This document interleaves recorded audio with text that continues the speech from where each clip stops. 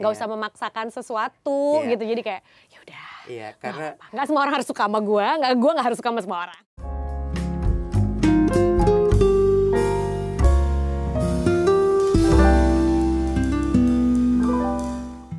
Hai, Her World A Chat With kembali lagi bersama dengan Iwet Ramadan. Udah lama banget nih, kayak episode keberapa. Akhirnya gue muncul lagi karena spesial sekali di Her World Anniversary. Dan bintang tamu kita adalah Jreng Jreng, the one and only Bunga Citra Lestari. Anniversary Her World ya. Yes, Anniversary Her World yang ke-23. Seangkatan sama kita. Iya benar. Beda tipis, 23 tahun, 23 tahun. 23 tahun itu umur di mana mulai masuk ke quarter life crisis. Iya. Mulai mempertanyakan eksistensi aku ini apa? Iya. Kalau gue dulu kayak gue nih gunanya apa ya di hidup ini? Edan, guna masuknya ke guna. Gunanya apa? Coba. Serius? Do I have any purpose? Iya, tapi nggak gue bawa berat sih, nggak dibawa berat juga pada saat itu. Cuma adalah momen-momen dimana kayak mau ngapain lagi nih, hidup mau dibawa kemana kayak. Padahal kalau dilihat sekarang di umur kita yang mungkin udah lebih wise ini itu masih muda banget loh. Santai kayak, aja. Iya, tenang aja. Enjoy gitu. your life. Exactly. 23 tuh waktu Deolova, is it? Itu mungkin lebih muda lagi. 23 udah lebih tua dari itu ya. Ya round. Lo migrasi Deolova, migrasi dari sinetron film ke nyanyi? Iya, around itu. Yes. Oke, jadi awalnya dari mempertanyakan apakah guna aku di dalam hidup ini, di dunia ini, dan lo pindah dari haluan tapi bukan purposely ya, bukan maksudnya niat kayak I have to do something different, sebenarnya enggak. Cuma kan beda kalau era sekarang kan anak-anak muda udah lebih terekspos sama banyak sekali hal dengan semuanya cepat gitu. Kalau dulu kan lebih kayak kita nggak ada sosial media, nggak ada apa-apa gitu kan. Cuma kayak gini-gini aja nih ya, kayaknya mau apa lagi. Tapi udah mulai bekerja. Terus tiba-tiba dapat jembatan, dapat tawaran untuk berubah haluan. Tinggal pede apa enggak? Karena requestnya pada saat itu dari almarhum Pak Iin, dari Aquarius gitu kan. Di label yang gue ikutan itu adalah kalau mau jadi penyanyi, sinetronnya berhenti. Oh, disuruh fokus. Iya, lo mesti tapi pilih. when the money sebenarnya kan dari sinetron itu. Betul. Sementara jadi penyanyi kita belum tahu nih. Iya, sukses apa enggak nih? Exactly, ya kan. Tapi because menjadi penyanyi tuh my dream dari kecil gitu, pengen jadi penyanyi. Jadi kayak ya udah. And then my mom juga support. Dan kalau sekarang dipikir-pikir umur segitu tuh umurnya untuk sebenarnya mencoba berbagai macam hal dan berbuat salah sebanyak-banyaknya untuk tahu mana yang benar, mana yang enggak. Oke. Ini menarik. Kalau kita inget-inget gitu, waktu itu tuh gue inget banget ketika lo pindah dari sinetron ke penyanyi, itu semua nggak ada yang kasih komentar positif. Oh iya dong, iyalah. Bener dong gue. Aji mumpung ini parah, bener-bener itulah istilah aji mumpung. Oh, mentang-mentang sinetron, lo pindah nyanyi. Terus kemudian itu Suni bukan sih pertama kali? Sani, iya. Sani. Barengan jadi dari sinetron itu tiba-tiba ngambil film pada situ kan, film. Dan di film itu butuh soundtrack. Kebetulan, ini ada lagu yang cocok nih, si Sani itu. Dan lo masuk di situ. Masuk. Gimana lo ngadepin bulian pada saat itu? Itu dibully dong? Iya. Kalau aku pada saat itu dibully gila-gilaan. Terus kan jadi kayak ngerasa emang gue nggak punya kemampuan apa sampai harus di kayak giniin gitu ya rasanya gitu. Cuma balik lagi aku banyak dengerin omongan dari senior penyanyi. Siapa gitu aja kan. waktu itu? Waktu itu ada Pas Ben, ada Mas Ari Lasso, ada siapa lagi ya waktu itu ya? Dari Pak Iin ya, dari label, dari Aquarius gitu kan. Maksudnya aku kira-kira bertanya nih, bagaimana ya, bukan untuk menangani buliannya, tapi bagaimana untuk bisa jadi lebih baik supaya buliannya berkurang. Ini menarik loh, Jadi instead lo kemudian jadi depres, lo mengurung diri, lo nggak mau maju, justru enggak. Gimana supaya buliannya berkurang? Iya, karena kan maksudnya aku nggak bisa menuduh orang yang bully itu cuma karena like or dislike. Tapi mungkin emang ada sesuatu dari diri aku yang mungkin harusnya bisa diimprove lagi supaya orang bisa lihat kemampuan lebih dari aku gitu, nggak cuma segitu doang. Karena jadi penyanyi nggak belajar nyanyi, iya kan? Cuma suka. Pernah ngeband waktu SMA doang. Terus tiba-tiba masuk ke ranah profesional. Itu beda banget. Kita dengerin musik di panggung juga masih bingung. Jadi aku ngerti juga kalau orang mungkin ekspektasinya udah langsung wow. Sementara aku nggak punya kesempatan buat belajar dulu sebelum terjun. Nggak ada trainingnya nih. Nggak ada sama sekali. Tiba-tiba deg-deg, tiba-tiba lagunya meledak. Lagunya sih meledak, tapi kan penyanyinya dituntut untuk semeledak itu si ternyata lagunya. belum ready. Ternyata belum ready. Jadi gimana caranya? Ya belajar. This is attitude. I think it's an attitude. Menurut aku gini, satu yang bisa dipelajari dari cerita ini adalah instead of kamu menyalahkan blaming keluar, tapi kamu justru melihat ke dalam. Apa yang harus aku perbaiki? Next step-nya apa habis itu? Latihan nyanyi, terus latihan vokal sama Bang Elva waktu itu. Langsung Elva Sesoria turun tangan, baik. Ya, gunakan loh kaji mumpung. Iya kan? Langsung almarhum Bang Elva turun. Tapi nggak terlalu banyak sih, karena menurut dia jangan terlalu dilatih karena kan udah masuk ke ranah profesional. Sementara karakter itu ketika kita terlalu perfect, karakternya mungkin bisa jadinya nggak kelihatan. Jadi gimana caranya bisa benar nyanyinya untuk jaga suaranya supaya benar. Kalau penampilan itu by experience, kemampuan kita bicara di panggung, kemampuan kita menangani penonton, itu experience, nggak bisa dipelajarin. Tapi karakter mesti jadi aku percaya waktu itu karakter mesti dibentuk nih, mesti ditahan. Jangan sampai kita saking jagonya nyanyi nih gara-gara belajar nih menurut sesuai aturan, tapi karakternya jadi hilang gitu. Yang dimasukin ke dalam karakter itu apa waktu itu? Jadi pada saat itu kan juga buta ya, nggak ngerti sebenarnya apa sih karakter itu. Namanya juga nggak punya knowledge, cuma suka aja nyanyi gitu, gimana sih. Dan ada kesempatannya. Iya, dan ada kesempatannya dan berani terobos ya, berani dengan konsekuensinya adalah dituntut orang untuk nyampe ke situ padahal kita belum sampai kan gitu. Tapi yang aku tahu adalah dari beberapa misalnya kayak Mas Andi Rianto gitu kan ngomong kalau kekuatannya aku itu adalah dirasa. Oh iya. Gitu, jadi mungkin karena acting juga. Jadi begitu masuk ke nyanyi, semua lagu itu aku bikin personal. Jadi entah kisah dari mana dalam hidup ini yang kita bisa sambungin, masukin. Jadi di saat bernyanyi, di saat rekaman, di saat tampil, itu beda lagu beda rasa. Karena story-nya beda-beda. Walaupun lagu itu bukan dibikin berdasarkan story aku, cuma pasti kan kita dalam hidup pernah melewati fase yang ini. Jadi itu dimasukin lah ke dalam rasa lagu itu dan sampai sekarang itu yang aku pertahankan. Method acting masuk di situ. Ya ternyata. Gila. Method singing. Keren ya. Edan. Oh gitu, method singing lah sebagai karakternya Bunga Citra Lestari. Iya, jadi metodenya gitu kan. Kalau orang, karena kalau misalnya dari vokal, ya vokal biasa-biasa aja kayaknya gitu kan. Terus teknik yang jago-jago banyak banget, ya kan. Tapi ini kayaknya sesuatu yang apa ya, kita bisa berusaha menimbulkan rasa dalam lagu tapi nggak selalu kedengeran real sama orang lain. Dan kebetulan aku punya kemampuan untuk bisa relate nih sama penonton. Begitu nyanyi rasanya happy, penonton happy. Begitu aku nyanyi sedih, penonton sedih. Jadi this is the strength yang orang nggak semuanya punya. Betul. Jadi itulah yang dipertahankan. Nah, masuk bangkit dari menanggapi bulian, menanggapi waktu itu zamannya masih koran, majalah. Iya benar, tabloid. Ya, kan? Ya Allah Tuhan, infotainment. Bener. Ya. Infotainment depan rumah itu adalah hari-hari. Tiba-tiba kayak buka pintu, ayam kok ada kamera gitu kan. Bener banget. Ya, terus headline kalau misalnya di misalnya apa namanya infotainment tuh gini. Aktris yang diduga Aji Mimpung Bunga Citra Lestari gitu kan ya. Lo menanggapi itu waktu itu gimana? Dan gimana caranya lo kayak ya udah tambeng aja? Kalau waktu itu ya mesti tambeng ya. Karena di kepala aku orang boleh ngomong apapun tapi this is my dream. Orang kan nggak tahu betapa inginnya aku jadi penyanyi dari kecil.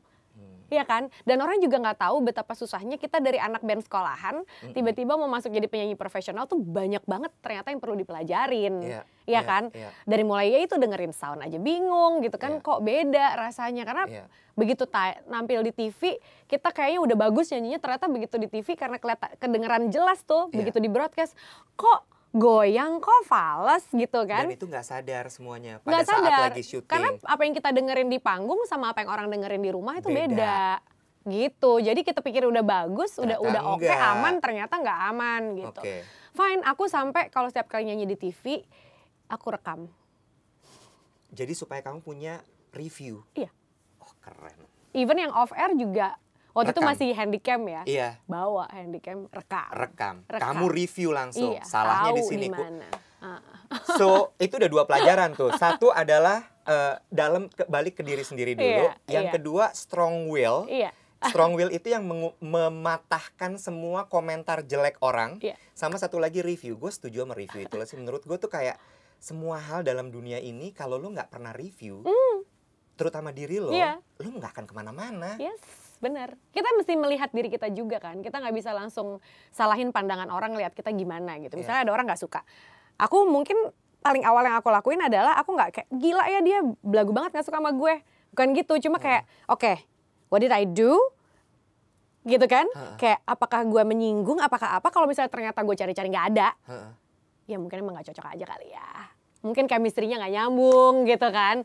Jadi ya udah, gue bukan berpikir positif, cuma gue memberikan kesempatan untuk apa ya?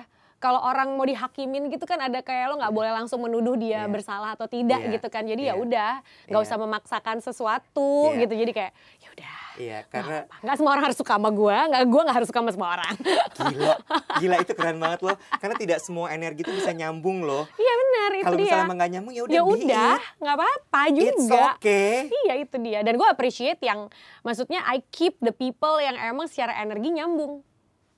Gitu, bisa support itu akan jadi ring 1. Ya kan, akan jadi ring 1.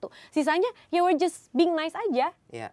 Nggak buat masalah, tapi nggak juga terlalu terikat. Gitu kan, kita nggak bisa maksain gitu. Jadi ya santai aja. Cuma ini coming from a 40 years old women ya, yang pengalaman hidupnya udah begini-begini. Of course kayak udah belajar. Oh iya. Tapi dulu-dulu momen-momen yang kayak kenapa ya misalnya posting sesuatu. Terus kayak kenapa ya kok jadi salah? Mempertanyakan sekali kenapa salah, kenapa gini, kenapa gitu. Terus waktu itu aku kan belajar sama Reza Gunawan, almarhum kan. Kamu juga sama Reza? Aku sama Reza belasan tahun, dari muda itu. Oh. Dari sebelum nikah. Terus lanjut? Terus-terusan, jadi abis itu kalau misalnya aku udah mulai sedih, atau misalnya ngerasa di misjudge. Misjudge itu paling itu goks sih ya. Iya, karena goks. kita maksudnya apa, orang pikir beda, terus orang menyalahkan itu. Padahal orang yang nggak paham rasanya itu, lah yang nggak paham maksud gue apa gitu kan misalnya. Tapi dia bilang kita nggak pernah bisa kontrol reaksi orang dari apapun pilihan kita. Tapi kita bisa kontrol reaksi kita terhadap reaksi orang itu.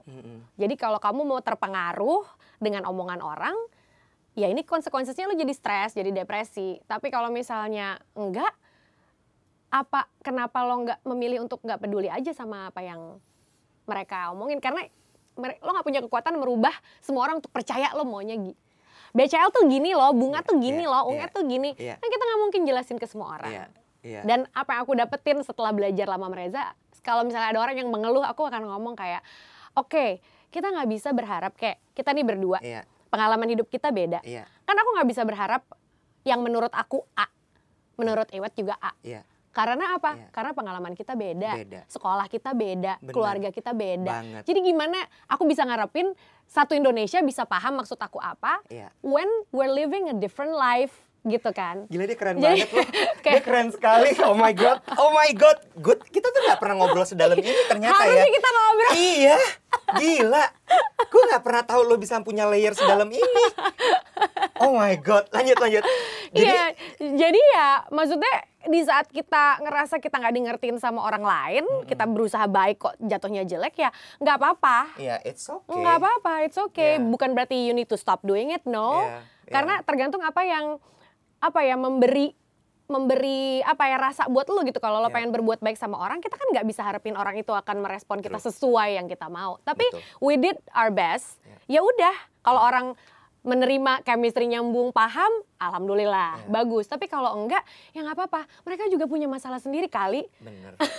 Mereka juga punya peristiwa sendiri dan mereka punya prioritas yang juga mungkin beda sama prioritas kita. Jadi kayak kita harus menerima kalau kita semua itu berbeda. Ya kan? Preach it, girl. Edan. Oke. Ini sekarang makin mengukuhkan, gue makin yakin kalau kan disebutnya kalau dalam bahasa marketing, Bunga Citra Lestari is the household name of Indonesian celebrity bla bla bla dan independent women. Oke. Ya, independent strong woman gitu ya. gue pingin bahas sedikit juga cerita ketika lu dalam keadaan sangat terpuruk, ya, lu dalam keadaan yang kayak udah rock bottom banget deh nih ya. How did you deal with it? Dan kemudian gimana caranya lo bangkit? Karena itu juga salah satu hal yang selalu ditanyakan sama banyak sekali orang. Gimana ya caranya ketika kita terpuruk untuk bangkit lagi? Ketika kita ngerasa kayaknya kita nggak bisa lagi deh, sampai di titik dimana kayaknya hidup ini buat apa ya? Ada tuh momen gitu, kayak pernah dong. Hidup ini kayak bukannya membawa cerita duka cuma maksudnya ketika Ashraf pergi mendadak begitu saja. Wah, itu kan proses grievingnya udah nggak mungkin lah ya. Maksudnya kayak keinginan baya-baya masih hidup sampai sekarang gitu. Iya kan? Karena you lose belahan jiwa tuh gimana sih, dan terbiasa hidup sekian lama bersama-sama gitu kan. Dan udah karakter diri sendiri tuh udah menyatu kan. Bener. Udah jadi kesatuan. Jadi gimana menemukan diri sendiri lagi nih? Iya kan? Gimana caranya? Orang selama ini kasarnya ungenya Ashrafnya unge. Segala sesuatu udah terbiasa hari-hari belasan tahun sama-sama. Semuanya dibagi bersama-sama. Dan orang pun melihat kita sebagai satu kesatuan. Tiba-tiba unge sendiri itu siapa? Iya kan? Siapakah dia? Apa yang dia suka? Apa yang dia nggak suka? Karena semuanya udah bareng-bareng terus. Betul. Tapi balik lagi waktu itu yang nemenin Reza Gunawan. Mas Reza nih hadir selalu. Mas Reza nih waktu itu Mas Reza udah sakit ya, cuma by Zoom kita ngobrol. Telepon. Mas Reza itu kan jadi pada saat itu yang aku tahu adalah jangan malu terima bantuan. Dia bilang gitu yang pertama. Aku juga maksudnya dia ngomong tapi aku juga menyadari karena aku biasanya orang yang kayak gue nih independen, gue tuh kuat, gue tuh bisa jalanin semua sendiri. Tapi kan di titik itu enggak sih. Benar-benar nggak bisa ngapa-ngapain. Jadi beruntung punya orang-orang baik Indonesia pun kayaknya sebegitu perhatiannya gitu kan. Apapun itu diterima gitu, diterima bantuan, dan jangan takut untuk minta tolong gitu. Jadi, karena biasanya gengsi minta tolong kan gengsi. Iya, bukan lagi gue bisa semuanya. Aku tuh bisa loh. Walaupun lagi nangis di dalam tapi gue bisa. Tapi lutut udah geter. Itu dia makanya. Jadi kayak jangan gengsi deh. Jadi kayak minta tolong kayak sama Reza itu kan termasuk membuka diri untuk mengakui perasaan yang sesungguhnya, vulnerability gitu kan. Tapi jadi lucu nih, jadi panjang nih kalau gue cerita. Jadi selama ini tuh dalam... Cuma 2 pertanyaan kok gue. Iya, maksudnya panjang ya. Kayak bisa durasi 1,5 jam ini jadinya. Lo ngeditnya aja terserah lo deh ya. Terus. Jadi ada karakter si Bunga. Bunga ini kayaknya the real me ya. Yang jadi ibu, jadi istri, senangnya masak gitu kan ya. Pokoknya senang hal indah. Ada si Unge yang demennya begaul sama temen-temennya. Ada si BCL. Ya, gue kenal yang Unge tuh. Ada si, nah ini Bunga lagi ngomong nih tadi. Kalau yang wise-wise itu Bunga. Ada si BCL yang harus selalu kelihatan perfect di depan orang. Stamin. Iya kan. Jadi di momen kehilangan Ashraf itu terjadi, yang tadinya nih beda-beda tuh kayak saling ngasih makan satu sama lain gitu loh. Maksudnya kalau misalnya si Unge lagi kebanyakan, si Bunganya minta perhatian. Jadi tiba-tiba harus dibalance. Jadi nggak tidur-tidur. Kayak abis pergi sama temen-temen, besoknya masak ngurus anak. Jadi istirahatnya kurang. Terus tiba-tiba harus tampil perfect jadi BCL, harus nyanyi, harus benar, harus segala macam, ya kan? Tapi begitu kehilangan nih, semuanya kehilangan Ashraf nih. Iya kan? Tiga-tiganya soalnya punya Ashraf di dalam hidupnya. Iya, exactly. Terus yang Reza bilang, aku ngelihat udah nggak ada lagi nih si Unge, si BCL sama si Bunga. Semuanya udah menyatu di kamu. Ya, either itu jadinya Bunga ya. Karena kita nggak kerja, orang nggak membutuhkan gue perfect, teman-teman gue juga nggak menuntut gue untuk bergaul gitu kan. Jadi ya udah si Bunga aja terserah mau ngapain. Ya embrace aja, karena selama ini kamu kesulitan kan. Kayaknya kamu harus selalu jadi ini. Ini kamu jadi satu. Jadi kamu embrace aja momen itu. Semuanya ngertiin kok kalau si tiga karakter ini berduka. Gitu. Jadi just be yourself. Yang dari momen itu aku ngerasa, yang tadinya kerjaan tuh misalnya ngejar gitu ya. Bukan ngejar kerjaan tapi kayak kalau ada tawaran tuh, aduh kalau misalnya nggak ngambil nanti gini. Abis itu serah aja deh. Ada yang ngajak pergi, aduh serah aja deh kalau pengen-pengen, kalau nggak memaksakan apapun lagi. Dari momen itu banyak kesadaran kalau ternyata apa yang dikejar selama ini dalam hidup tuh ternyata meant nothing dibandingkan dengan apa yang seharusnya bisa gue lakukan lebih baik pada saat itu dengan keluarga gue. So my priority since that day change. Bukan berarti nggak pengen kerja, bukan berarti nggak pengen berkarir, bukan berarti nggak pengen bergaul gitu. Bukan, tapi at least di situ udah bisa lebih memilih prioritas. Jadi misalnya mau pergi tapi badan nggak enak, capek, ya udah tidur aja di rumah gitu. Misalnya ada kerjaan tapi kayaknya memaksakan ya, sementara besoknya janji mau pergi sama Noah gitu, kayak udah deh nggak usah deh ya gitu. Misalnya yang hal-hal simpel kayak gitu. Jadi I kinda know myself more after kejadian-kejadian itu terjadi. Tapi kalau misalnya gimana cara ngelewatinnya, menurut aku semua badai cuma perlu dilewatin aja. Jadi what do you need to do? You need to be patient with yourself. Kayak nggak semuanya tuh kayak kita coba sekali terus berhasil, semuanya enggak loh. I spent 8 months in the house crying every morning just to be able to breathe. Ya kan? Cuma buat nafas aja tuh gue harus nangis. Jadi kayak oke, gimana nih kisah ini udah berakhir, kita mesti gimana? Satu, terima dulu dong. Terima, accept aja kan prosesnya panjang, namanya shock. Ya kan? Prosesnya panjang, begitu udah diterima dan pelan-pelan, tau gak yang bikin gue bangkit tuh apa? Waktu itu sahabat gue Iva Fahir ngajakin bikin lagu. Jadi ya biasalah sahabat-sahabat suka pada nelfon, how are you, segala macam. Terus bikin lagu. Oh iya, tapi pandemi kan. Jadi gimana nih caranya? Waktu itu, gue ada nih, lirik bisa ditulis. Kayaknya sama lagu ini cocok. Itu pertama kali nulis lagu sendiri ya. Belum pernah. Seumur hidup. Karena kisah yang begitu tragis itu lahirlah itu dari kepala cerita itu. Ini jurnal lo sebenarnya. Iya. Memang it was your cope mechanism. Emang jadi literally ada jurnalnya. Jadi gue ambil dari situ, gue tulis sebuah lirik, bikin lagu. Karena bukan cuma sampai situ perjalanannya. Terus pandemi. Sementara gue memutuskan waktu itu untuk nggak keluar dari rumah dan tidak menerima tamu di rumah sama sekali. Jadi ngurung diri di rumah karena ya habis kehilangan takut kehilangan lagi kan. Takut kehilangan lagi. Jaga deh nih yang sisa banget. Ini. Iya benar. Terus kalau gue kenapa-napa anak gue gimana, nggak punya bapak, masa nggak punya ibu juga. Gitu kan. Akhirnya dari situ nulis lagu sendiri.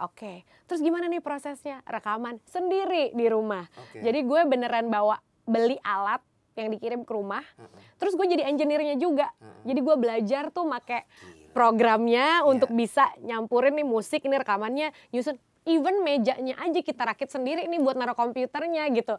Segila itu. Terus syuting video klip juga gimana caranya? Syuting video klip di rumah, jadi ada orang waktu itu kameramennya willing untuk apa namanya tuh kalau kita bukan PCR doang. Sebelumnya tuh kayak nggak ketemu orang dulu.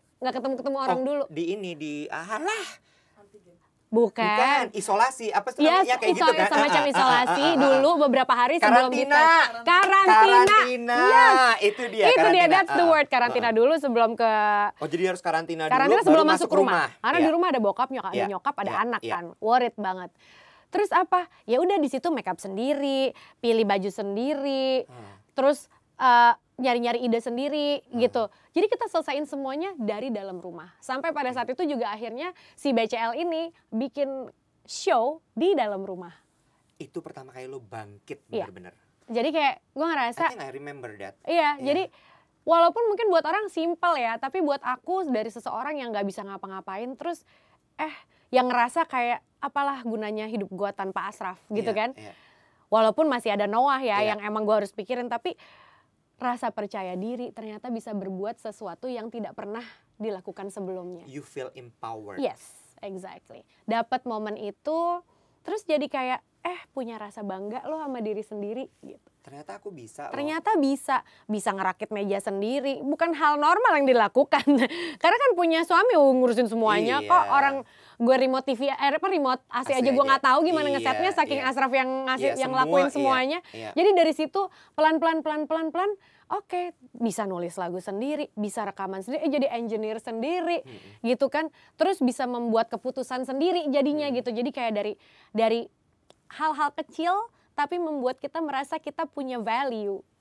That is really nice. Jadi nggak usah mikirin langsung ke yang gede. Hal kecil yang bisa bikin kita ngerasa kita punya value itu penting untuk mupuk perasaan. Iya, exactly. Jadi dari bisa situ bounce back dari situ. Iya, dari situ pelan-pelan ya udah. Yang penting pada saat itu kan aku kayak sabar sama diri sendiri. Kalau sanggupnya cuma sampai sini, ya udah di situ aja dulu. Nanti kalau punya tenaga lagi, kita sambung lagi. Lebih lagi. Jadi pelan-pelan makanya dari di rumah, bikin lagu, akhirnya syuting video klip, terus akhirnya mau deh show di rumah, tapi sesuai dengan kemampuan gue ya. Kalau I'm feeling okay, then I'll do it. If I don't, then no. Jadi punya boundaries buat diri sendiri. Tetap ngasih waktu buat diri sendiri. Abis itu ya baru pelan-pelan keluar rumah. Baru lo show pertama kali tuh gempar langsung BCL is exactly. back. Keluar. Ya udah abis itu ya hidup berjalan aja. That's really nice. Berarti dari pertanyaan kedua yang jawabnya 10 menit sendiri. Durasi habis. Tapi pertama gimana caranya kalau misalnya ditanya untuk bounce back gitu ya ketika lo dalam keadaan yang sangat terpuruk, satu accept dulu ya, lalu kemudian appreciate small things yang itu akan memberikan value ke dalam diri lo, baru kemudian dari situ lo akan bisa merasakan bahwa I have value in my life and now it's time for me to get up. And take time ya. And takes time. Sama kayak semua itu kan cuma balik lagi, hidup itu nggak di bawah terus, nggak di atas terus.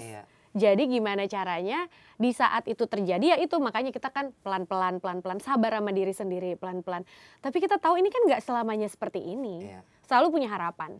Kita selalu punya harapan. Cuma kita juga harus do something bit by bit. Look at ourselves. Kira-kira apa yang bisa kita improve dari diri kita. Misalnya menuju ke A belum nyampe nih. Kayaknya jauh banget ke A. Ya apa yang bisa kita lakuin dulu sepanjang perjalanan mau ke sana. Tetap aja lakuin, do something. Gue sesimpel gimana ya kita bangun tidur olahraga. Itu tuh small things, small things, tapi ngaruh sama keberadaan mental kita. Atau olahraganya tuh kayak tidur deh. apa? Beresin tempat exactly. tidur. Do something gitu, Jadi make your own routine gitu. Make your own routine is necessary. Jadi gak usah langsung yang ke lompat yang berat-berat amat. Tiba-tiba mengubah dunia. Exactly. Bikin partai gitu enggak ya? Kalau emang udah mau nyampe ke sana nggak apa-apa. Buat target jangka panjang. Of course kita mimpi setinggi-tingginya dong, kan? Cuma jangan sampai lupa sama hal-hal kecil, keberhasilan kecil-kecil kita ini yang perlu kita appreciate. Celebrate gitu. small wins. Exactly. Oke. Ini pertanyaan terakhir deh, tutup aja udah. Karena menurut gue ini udah padet banget obrolan kita. Lihat tuh produser gue udah kayak mau nangis. Kayaknya emang cocok kalau lo di Bunga, kamu dinobatkan atau dilabeli sebagai perempuan yang memang kuat, independen. Dan itu juga kemudian menurut aku kelihatan juga dari cara kamu berpakaian di depan publik gitu ya, di panggung gitu. You always wear something simple, but very powerful and structured. Is that your style? That is my style. Sebenarnya kalau buat aku selalu punya. Jadi kalau misalnya kita berpenampilan itu nggak tiba-tiba semuanya stands out gitu, nggak keramaian. Tapi ada satu yang stands out. Tapi harus menjadi sesuatu yang bikin orang nengok gitu. Kayak seperti this like head to toe LV. Ya kan? Aku banyak kerja sama LV karena emang apa ya, piece-piece-nya mereka itu buat aku amat sangat cocok sama karakter. Dan aku percaya kita ini kan apa yang orang lihat ya. Kita nggak semuanya langsung ngobrol. Ya kan? Belum tentu punya kesempatan buat ngobrol. Jadi penampilan kan, itu necessary gitu loh untuk orang bisa melihat. Jangan sampai orang salah kaprah juga kalau nggak sesuai karakter lo. Iya dong, bener kan? Dan itu mempengaruhi jiwa gue loh kadang-kadang. Jadi pakai baju kayak gimana? Jadi memakai baju yang membuat kita ngerasa kita bagus, membuat kita ngerasa kita kuat, itu akan mempengaruhi cara jalan kita, cara kita berkomunikasi sama orang, apa yang kita tampilkan tuh ngaruh banget. Jadi buat aku it's necessary ya. Boots it's like my favorite, aku selalu pakai boots. Aku bukan orang yang senang pakai sepatu cantik-cantik. Walaupun kadang-kadang pakai, tapi kayak boots itu kayak your statement. Dapat aja gitu karakternya, cocok aja gitu. Gila, cuma nanya style aja kita belajar lagi dari dia. Oh my god. Lo tau gak sih kalau misalnya orang-orang kayak nggak tiba-tiba ngobrol sama gue agak kelamaan gitu kan? Lo mau bikin seminar aja, Say? Gue setuju sih. Lo kayak nggak seminar ya? Atau lo bikin podcast apa gitu? Lo kayak seneng sharing gitu kan, kayak pengalaman tuh kayak di sharing, siapa tahu orang bisa, karena gue juga suka dengerin orang, cerita orang, jadi gue kebantu sama cerita orang, jadi siapa tahu gitu kan. Kayaknya podcast Endgame tuh bisa lo ini deh, take over Pagita ya Allah. Atau Deddy Corbuzier gitu. Oke, Bunga, Unge, BCL, gue gabungin jadi satu, karena gue hari ini ketemu sama 3 karakter itu. Luar biasa banget. Thank you so much for sharing your stories. Thank you for having me. Cuma 2 pertanyaan tapi kita dapatnya banyak sekali. Good luck for everything. Thank you, you too. Yeah, and also good luck for new chapter in life. Kita pamit sampai di sini ya. Bye guys. Deg deg deg deg deg.